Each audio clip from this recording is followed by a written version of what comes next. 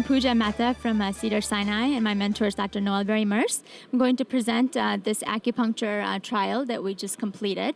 And basically what we did is we looked at 151 coronary heart disease patients. We had approximately 30% women and 70% men.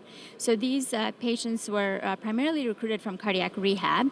And what we wanted to do was look at the effect of acupuncture in population that's already optimally medically treated. So we randomized them to traditional acupuncture versus sham acupuncture versus waiting control.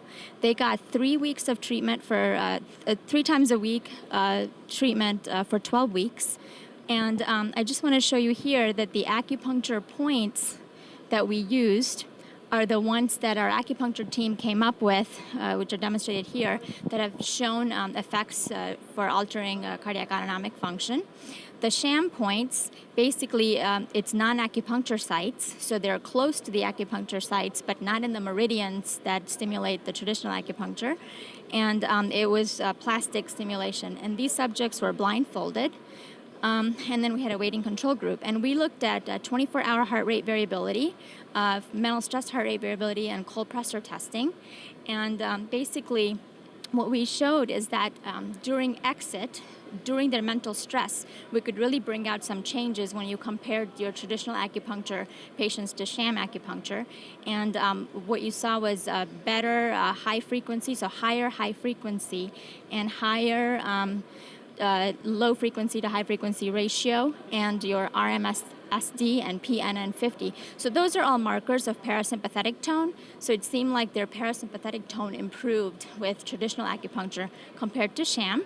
So this is very interesting because heart rate variability, when you alter that, it can have implications for arrhythmias and sudden cardiac death, because a lot of patients who have stable heart disease, they are at risk for sudden cardiac death, and traditional risk factors don't explain it. So if you can modulate their autonomic system, it may be a beneficial effect. And so we need to conduct a larger trial looking at this.